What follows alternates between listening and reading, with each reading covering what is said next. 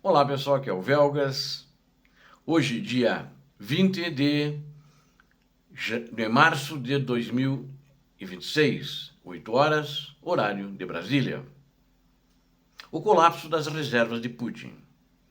O tabuleiro da guerra sofre uma reviravolta dramática. Vamos ter que voltar um pouco a falar de Dnipropetrovsk, do que aconteceu, para poder entender, né? E ali onde em Dnipropetrovsk, onde a contraofensiva ucraniana forçou o comando russo a escolhas impossíveis e muito difíceis. Ele, com isso, drenou reservas que deveriam ser o trunfo de Moscou para o verão. Então, quando os ucranianos empurraram os russos para fora, os russos trouxeram reservas para tentar recuperar, por enquanto sem sucesso. Enquanto isso, na direção de Pokrovsk, a brigada espartana, né, que já falei sobre ela também, ela impôs uma derrota humilhante em 48 horas, como eu já havia falado para você.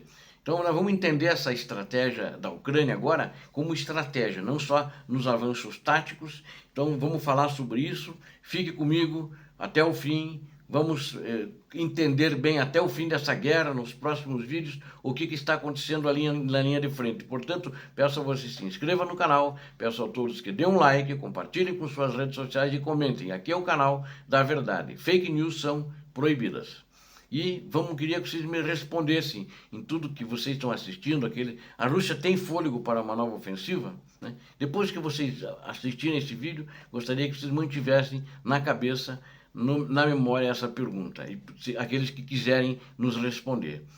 Bom, o comando militar russo encontra-se hoje diante de uma encruzilhada que pode definir os rumos de 2026, na vasta estratégia na região de Dnipropetrovsk. A iniciativa mudou de mãos, a Ucrânia recuperou territórios, o que antes era uma defesa estática ucraniana, transformou-se em uma contraofensiva vigorosa, obrigando os generais do Kremlin a um exercício desesperado. Que exercício é esse? Tapar buracos. Segundo análises profundas do Instituto para o Estudo da Guerra, o ISW, né, em inglês é Institute Study of War, a pressão exercida pelas forças de Kiev, ou melhor, da Ucrânia, é tão asfixiante que Moscou está sendo forçada a desviar tropas de setores ofensivos para evitar um colapso defensivo em Alexandriivka e Uliápole.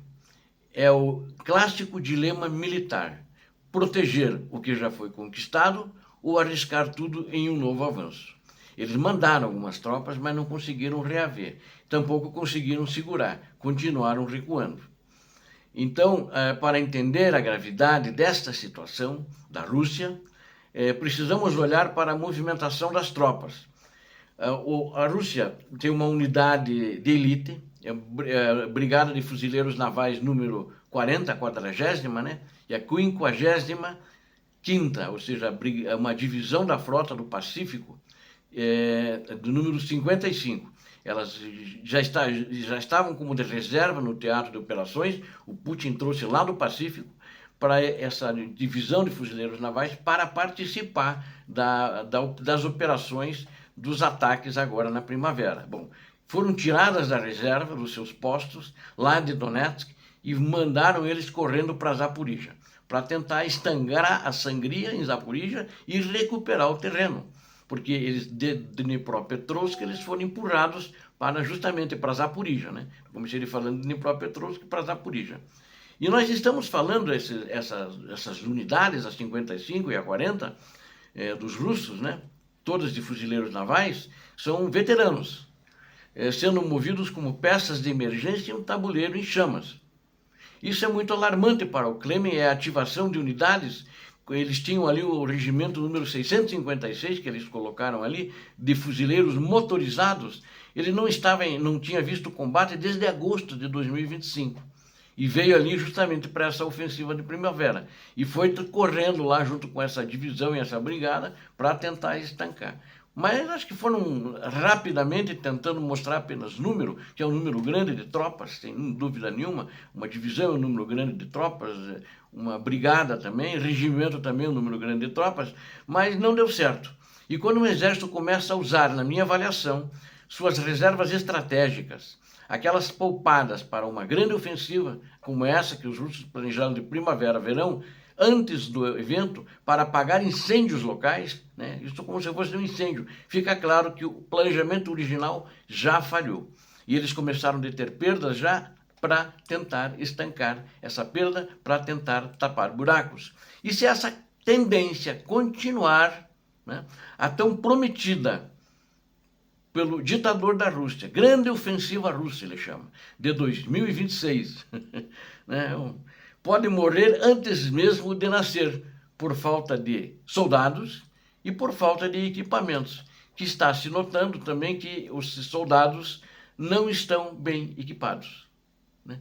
Então essa é uma questão, porque quando começar a ofensiva, muitos já morreram, talvez muitas unidades já vão ser dizimadas pelos ucranianos, mas essa foi a estratégia da Ucrânia, né? Nessa contraofensiva que eu não tinha falado, isso agora os analistas estão vendo e vendo a movimentação que aconteceu, que durante esse período não sabia, ou seja, essas unidades estão sendo desgastadas agora, antes da ofensiva. Então já vão todas com baixas para a ofensiva, já com menos gente, se houver essa ofensiva, se a Rússia conseguir fazer movimentar suas tropas. Então, na realidade, essas vitórias, a Ucrânia conquistou, acho que pagou um preço bom, comprou essa vitória, e os russos pagaram um preço muito caro. Em baixas, como nós vimos já em outros vídeos, no vídeo anterior, nos vídeos de outros dias, ontem inclusive, nessa região. Então, enquanto o alto comando russo quebra a cabeça, com mapas, no terreno, o combate brutal é decisivo. Em Pokrovsk, a 3ª Brigada Operacional da Ucrânia, os temidos espartanos, falar deles novamente, deu uma aula guerra defensiva e contra-ataque. Em 48 horas, porque eu tinha falado deles 48 horas ontem, se eu não me engano, que 48 horas de anteontem para o dia anterior, né? Então agora é de ontem para o dia anterior anterior a ontem, né? Então, nesse intervalo de 48 horas, ela também eliminou mais uma companhia, ela desmantelou uma companhia de infantaria da Rússia, na região de Pokrovsk. E os russos, tentando tirar proveito do clima chuvoso e do solo instável, a infantaria russa lançou mais um ataque, igual às 48 horas anteriores, né? Um ataque pouco convencional, utilizando carros civis, utilizando motocicletas e veículos em todo o terreno enlameado, para ganhar velocidade. Novamente, a mesma técnica, tentar infiltrar gente com motocicletas. E na realidade ninguém passou, né? Foi uma aposta no caos que terminou em desastre mais uma vez, 2 dias consecutivos, quer dizer, em 4 dias eles perderam as primeiras 48 horas, depois os segundos, então foi uma aposta que terminou em desastre. E essa companhia, essa unidade, né, essa divisão ucraniana espartana, em coordenação perfeita com outras unidades que estão na região, ela estava liderando esse processo, fizeram um resultado devastador para a Rússia, eliminando dezenas de veículos, né, era um efetivo maior agora, muitas motos e quadriciclos, que eles nem divulgaram o número agora, que foram novamente transformados em sucata fumegante. O uso de drones de ataque ucranianos foi o golpe de misericórdia, provando que nem a chuva nem a lama podem esconder os russos da tecnologia da precisão da Ucrânia.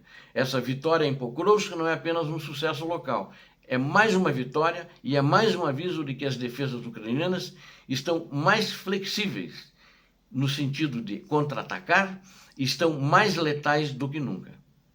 Então, mais uma vitória para a Ucrânia na região de Pokrovsk. A estratégia de Zelensky também quero comentar aqui, e para o horizonte que ele vê para 2026. Recentemente, o presidente ucraniano, Volodymyr Zelensky, trouxe a público que muitos analistas já suspeitavam. A ofensiva russa planejada para março foi interrompida. Embora os combates continuem intensos, a escala e a eficácia russa estão longe do que foi prometido.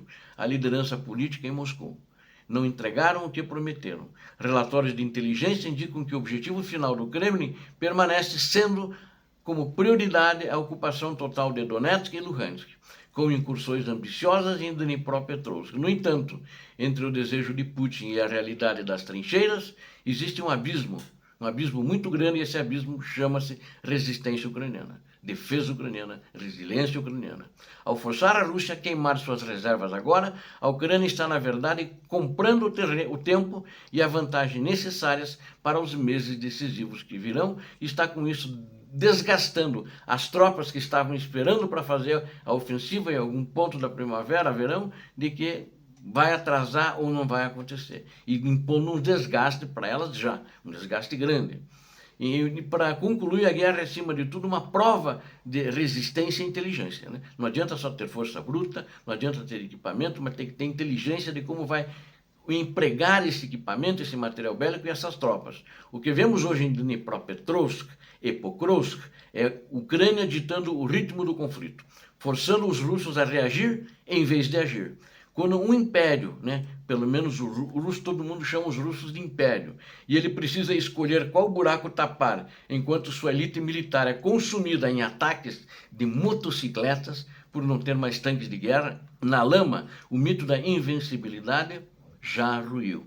A contraofensiva em Dnipropetrovsk pode ser o prefácio de um verão muito diferente do que o Kremlin imaginou. Vamos ficar atentos, vamos ficar juntos, pois cada reserva movida e cada brigada derrotada dos russos aproxima esse conflito de um desfecho imprevisível. Obrigado por acompanhar mais esta análise detalhada. A liberdade tem um preço e no solo ucraniano ela está sendo pago com bravura e inteligência estratégica do lado da Ucrânia, desde o mais alto escalão até os soldados no teatro de operações. Obrigado. Deus abençoe a todos vocês, Deus abençoe a Ucrânia, Deus abençoe o Brasil. Paz e bem, paz para toda a humanidade.